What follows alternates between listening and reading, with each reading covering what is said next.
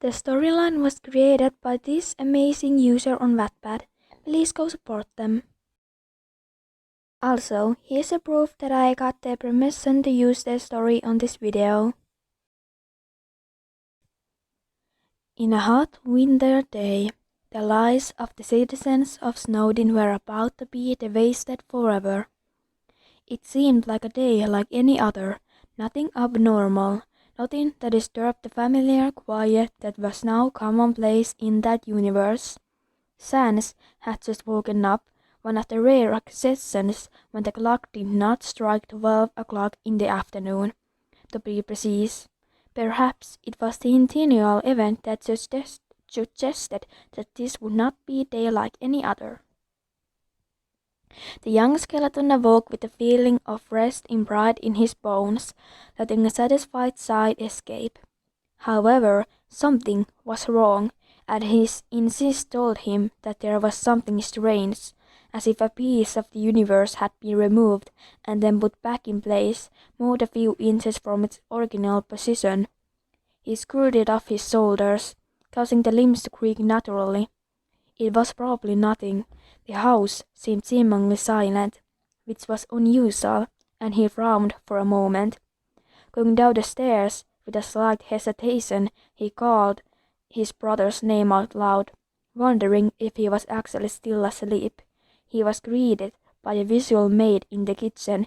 His brother was there, cooking breakfast. The sight caused him another sigh, this time of relief, and he had to pull himself together. Moving his gaze at the table, he noticed that the two human figures were already sitting. Frisk's arrival had not come as a surprise. After all, legends predicted the fall of a human, and with it, the fate of their city. But the other one, his gaze focused on the latter, the other girl had not been in their plans, as rude as it might seem to think. Everyone had been surprised by your rise, though you were welcomed with open arms from the very beginning. Something inside Sanses drove him not to trust. At first, he even went so far as to hate you, which was stupid, since you were simply human like the others. Or at least that's what he believed.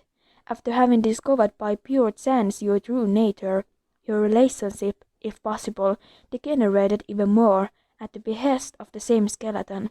It took weeks to establish an intentional cohabitation relationship. The girl tried to avoid the other as much as possible. As far as Sanses was concerned, he completely ignored your existence. Fortunately, both eventually came to a relationship of mutual affection, instantly bringing the young human being into the family. The young monster couldn't help giggling to himself, making his way into the kitchen, announcing his presence. "Good morning," he greeted lazily, sitting in his respective seat. The trio responded cheerfully, welcoming him with sunny and spontaneous smiles. Humming serenely to himself, he poured his daily cup of coffee. He needed a partial amount of caffeine to face that imminent day. In those brief moments that passed later, the lives of the inhabitants of the house would be shattered forever. Suddenly there was an explosion, which caused such a tremor that the walls shook hard. The skeleton internally thought it was imagined, one of many sleep hallucinations, but it wasn't. The hot coffee spilled on the table, and a groan of pain made him realize that no, he was not dreaming. He instinctively stood up, knocking the chair backwards. His eyes quickly scanned the room, making sure that no one present was hurt. Everyone seemed to be fine. The noise he had previously heard was due to the fall of the largest human from the chair. He hurried to help you get up. "Are you all right, kid?" The young girl nodded, massaging the back of her head distractedly, gratefully accepting the hand offered. Once the balance was restored, a new thought seemed to promptly threaten those present. There had been another explosion. The screams of the monsters out there were now loud and audible. Chaos was happening. "Stay here, I'm going to take a look." It was clear that his tone did not admit any replies. Nor did he intend to listen to them, since he had already arrived at the door in a few quick steps. Once outside, the dark smoke that engulfed the air took him by surprise, making him cough several times. Once the dust cloud had finally lifted, he could observe what was actually happening. The sight of those 5 figures made him secretly regret never going out. Despite his survival instinct, he was immediately put on the defensive, and for a few moments his hands trembled. What the hell were his 5 most evil versions doing in his universe?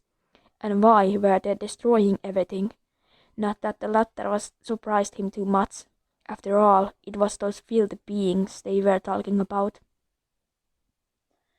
Nightmare seemed to be the first to notice his presence. His peach-colored face contained into a crazy grin. Even from that distance, he could see the blue gleam of his eye. "Well, you made it out of your hiding place, Sans." The tone was full of derision. Instinctively, the other one clenched his fists, refraining from attacking him, just sitting there. He had to think clearly. There were innocent lives in danger. "What the hell are you doing here?" The answer seemed to hover slowly in every syllable, reinforcing his tone, making him frosty. Dusk giggled, probably amused by his answer. Is that how you welcome your brothers?" From the way he uttered the last word, his disgust at even comparing himself to him was evident. The feeling, as far as he was concerned, was more than mutual. Before he could let himself go to a string of insults, error preceded him. He seemed practically bored with the situation. "Don't get your pink slippers hot. We're just here to get something. As soon as we get it, we'll leave your boring universe." The words made him frown. What were they talking about? What were they looking for here? The sound of the door behind him awakened him from his thoughts. He turned quickly, grovelingly rated at the sight of the girl on the threshold. "Sans, is everything all right?" It was clear that you were confused and slightly fearful, probably wondering how he was doing. "Why, Jan, I told you to stay inside. Get back inside," the boy exclaimed, intensely alarmed that the enemy might decide to attack at the moment, taking advantage of his momentary distraction. The sound of a gruesome laugh froze him on the spot. Turning around, he noticed that Horace's body was trembling with horrifying laughter. Sans magically lit up instinctively. He was ready for a fight. However, the attention of the 5 seemed to have suddenly shifted to something else, or perhaps it would have been better to say someone. "Heh, is it her, boss?" Killer had pulled his knife out of nowhere, beginning to play with it distractedly.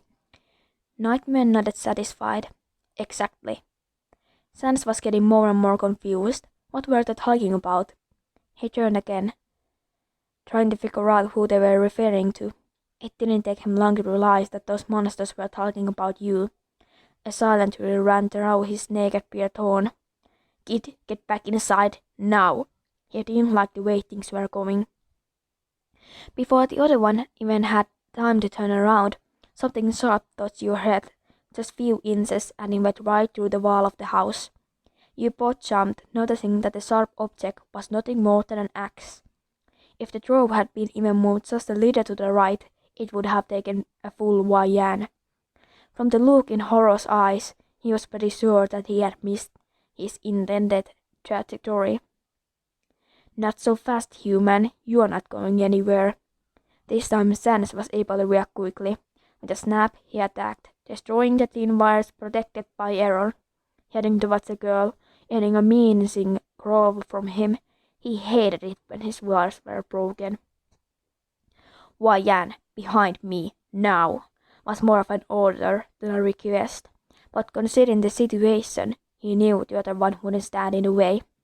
He felt a slight pressure of your hand on his hoodie, a gesture that gave him some comfort. "What do you want from her?" He spoke for both of them. The girl could not have had said a word, even if she probably wanted to. You were terrified and confused, as one would rightly expect from anyone. You had no idea who those monsters were. Everyone in the city was now aware of the existence of the other universes, given the events like this one in the past. Everyone except Jan. In his defense, Sans had never found the right time to tell her about it. Not did he think it was urgently needed. How could he have predicted something like this would happen? Sans? The faint voice of the girl behind him once again reminded him of his own doubts. Who are those people, and why do they look like you? What's going on? It was more than normal for you to be confused. What person in the dark wouldn't be? However, there was no time to explain, not at that moment. Oh, maybe we weren't clear enough before. Dust gates traveled lazy but careful between each other. We don't want something from her. We want her. The grip on his shoulder intensified, causing Sans to hiss slightly in pain. His heartbeat seemed to go crazy. What did it mean they wanted you? What were their intentions? Nightmare took a step forward, quickly followed by their followers. Come on, Sans, don't make this any harder. Give us the girl and we'll leave without doing any more damage. The tentacles behind his back swayed lazily but permanently, suggesting their true murderous potential. Forget it, don't you dare go near her. The panic was beginning to take hold of his body, infiltrating his bones and rushing through them until it almost paralyzed him. He had to think, do something. He couldn't face all 5 of them alone. He didn't need to lie to himself. He'd be doomed. He had to call for help. He needed backup. Papyrus is calling the others. The low voice of York came to him slightly muffled by the fabric of his hoodie, but he could hear your words clearly. Great. Help was on the way. Now all he had to do was make sure to keep them both alive long enough for rescue to arrive. In the meantime, he will take advantage of that, try to figure out what his evil versions wanted from Yan. What are your intentions? He could see that Nightmare was starting to get impatient, which was not a good sign. It's none of your business. Stop with these stupid questions and give us the girl. I told you. Probably the other one had already imagined that the answer would be negative again because he acted before his one arrived. The long, peach-colored tentacles moved with a snap, threateningly directed towards the two. This time Sans was ready. He wouldn't let those things hit them. His own magicka lit up, giving it a disturbing look on his furious face. Mentally, he counted the seconds so that he was safe from the power plants in full. He couldn't afford to make a mistake. Just as he showed himself determined to attack, someone came before him. The lazy skeleton couldn't help but smile relieved. Undyne was in front of them, and didn't look very happy with the new visitors. What the hell are you doing here? Do you want a piece of free kick in the ass? In another situation, Seth would probably have laughed at her friend's choice of colorful language, but at the moment, all he got was a forced half-giggle. With his tail in his eyes, he noticed that the members of the royal guard had joined them. Perfect, they had hope. The leader of the gang of villains seemed more annoyed than threatened by the arrival of the troops. With an eroded sigh, Nightmare carelessly smashed at the hard temples of his own skull. Jesus Christ, this is taking longer than I thought. He released a burst of mockery at his own words. It was clear that he was not at all satisfied. All right, that's enough. Let's get this waste of time over with. Killer, screamed out loud, snapping his fingers. The skeleton in question giggled slightly, understanding its own signal. Sans didn't understand, at least not until it was too late. In the blink of an eye, Killer was gone. It took him a moment too long to realize that he had teleported, and when he turned around, the 2 empty cavities were staring back at him. Yan! He tried to warn her, but in vain. In an instant, they both disappeared. He whispered, turning around with a shot at himself again, hoping seriously that he was mistaken. The sight of the girl struggling desperately from the grip of one of his murderous copies had the effect of a frozen salver. Stop moving, human, or I'll open your throat. The sensation of the sharp blade pressed against your jugular was enough to immobilize you immediately, causing the skeleton to giggle. No, leave her alone, asshole, or I swear I'll burn you to ashes. The young human could not help but check visibly. You had never seen Sans so furious. His hands and eyes showed a magical blue light, and a row of caster blasters loomed threateningly over his head. ready to shoot at the slightest sign of consent. Surprisingly, none of the five seemed practically impressed. Indeed, they were even smiling, probably amused by the state of their original between them. Now let's calm down, son.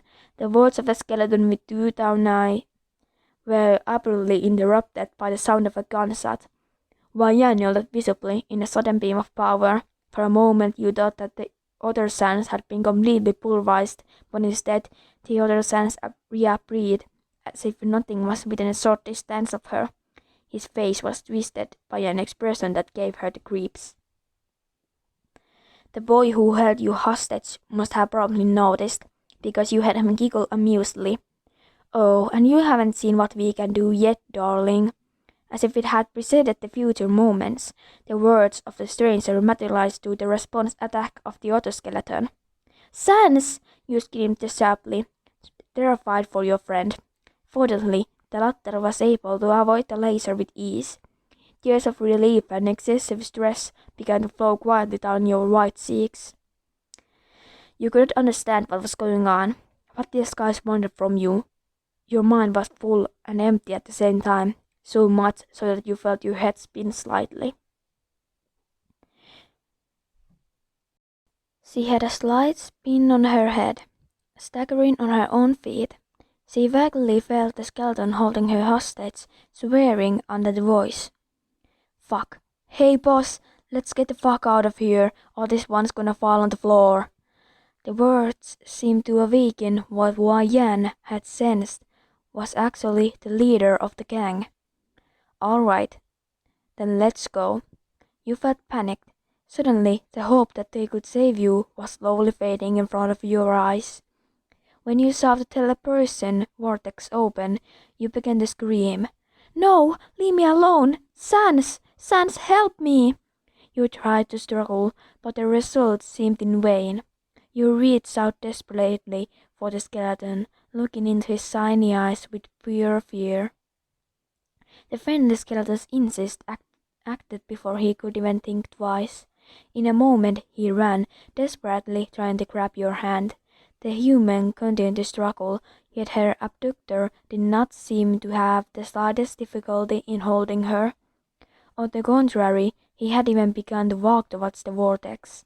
The last thing Sans saw were the sly, unhealthy smiles of his five evil versions, while Wei Yang cried his name aloud. In a flash, they were gone. A moment later, the boy fell to the ground in the exact spot where the vortex was a moment before.